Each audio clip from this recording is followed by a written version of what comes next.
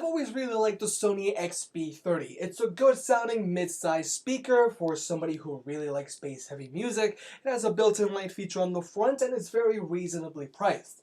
And now there's the Sony XB31. It's not entirely new, but it's much more refined. So here are the improvements on the Sony XB31. Here's what I like, what I don't like, and you really have to run out and upgrade if you already have the Sony XB30. The Sony XB31 sits right in the middle of Sony's new portable speaker lineup and it retails for $149.99. And the XB31 comes in four colorways: black, blue, red, or white. The outgoing XB30 is now going for $90. If you want to pick up either of these speakers, I'll have a link in the description below, and if you use the link, it really helps out the channel. Personally, I think $90 for the XB30 is a very good deal, and I highly suggest you check out the XB31 because Sony speakers routinely go on sale, so you might get lucky.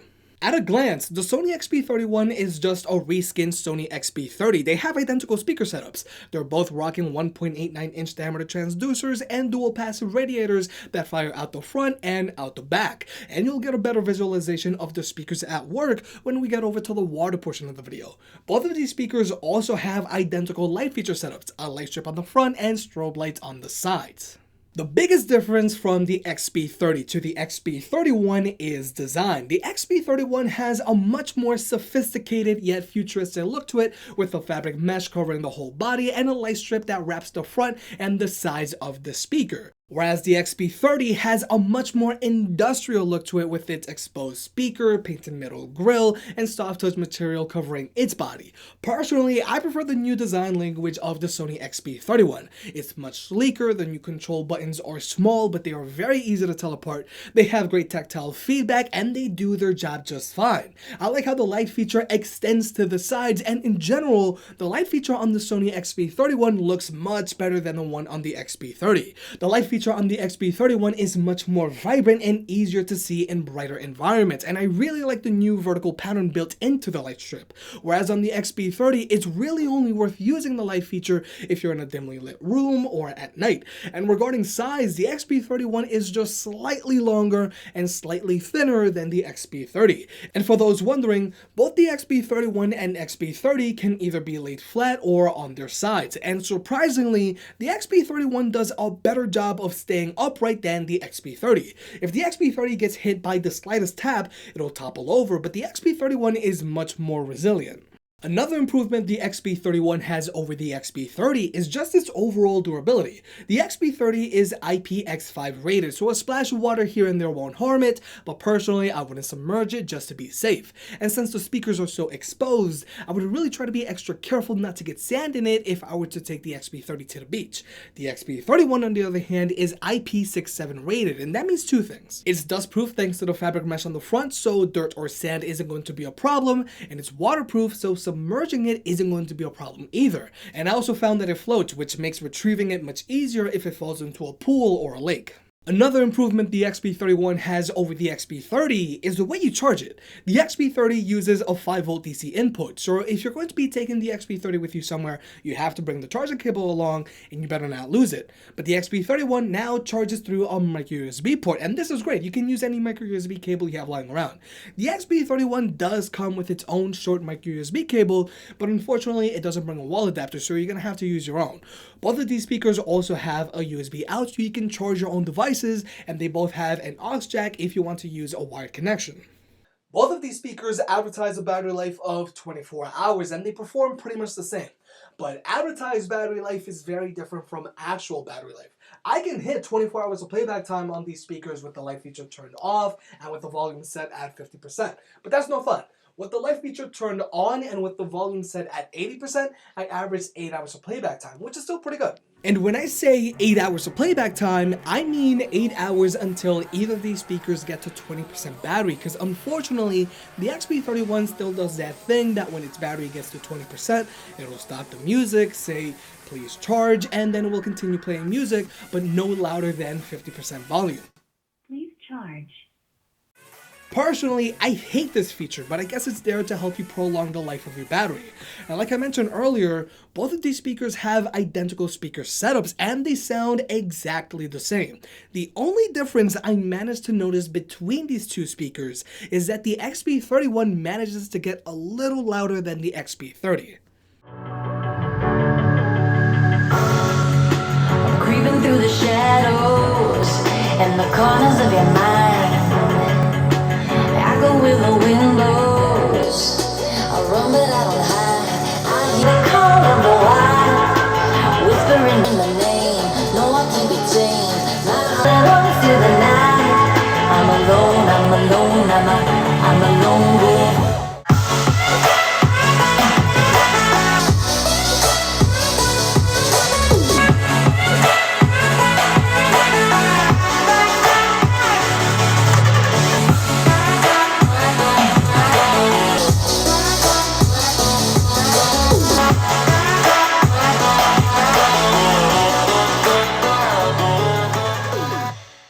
Like I said at the beginning of this video, these speakers are a great option for people who listen to a lot of bass-heavy music. Rap, hip-hop, EDM, and so on. But if you listen to rock or to something with a lot of emphasis on vocalists, then you're going to think these speakers sound a little muddy. In their default setting, these speakers are going to put an emphasis on the bass and they're going to push the mids back a little bit.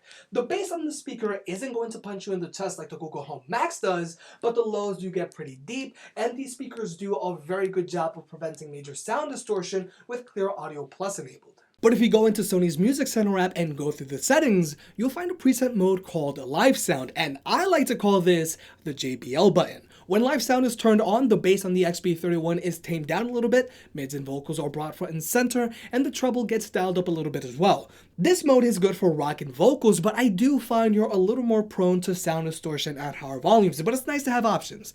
But unfortunately, the XB30 doesn't have this setting, but you can go and adjust the equalizer on either of these speakers directly from the app as well.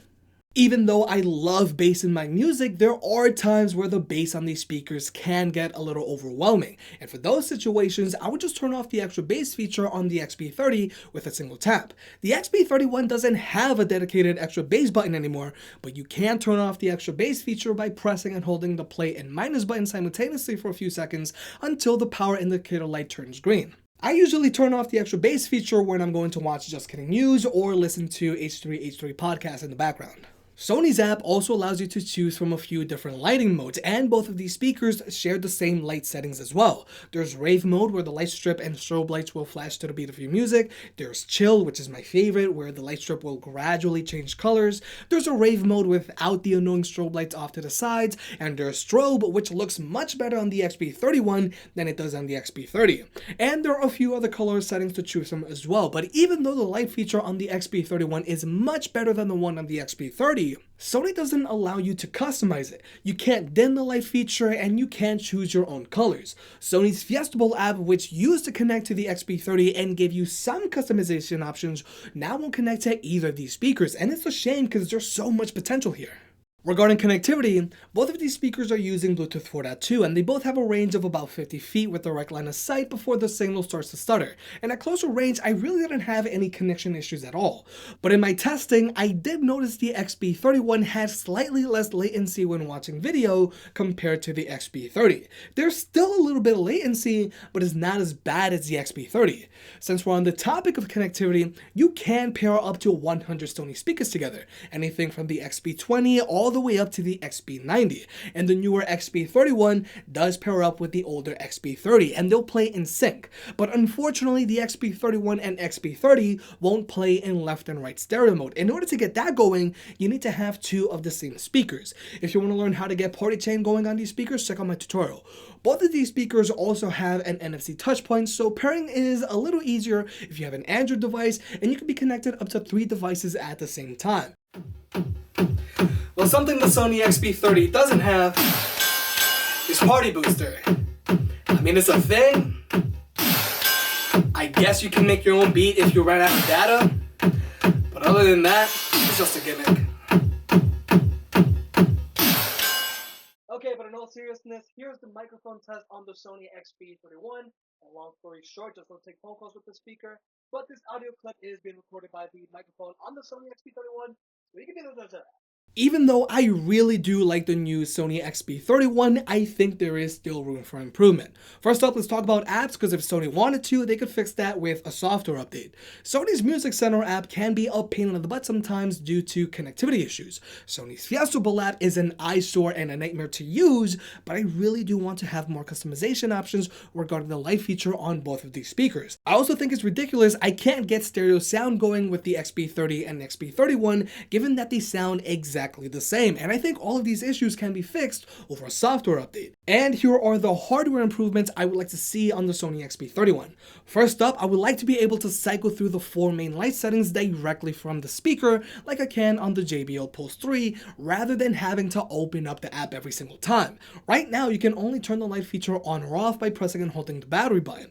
I would have also liked if the speaker used a USB-C port instead of a micro USB port, but still kept the USB-A port as well. I would like to be able to charge the speaker through the USB-C port, but also be able to use the same port to charge my Pixel 2 XL or get a wired connection going with it as well. And I would like to have the USB-A port just in case I need it. But still, I really like the new Sony XB31. They got the Sony XB30, toughened it up, and refined the overall look. If you already have the XB30, you don't really have to go and upgrade unless you're constantly taking it on the go with you.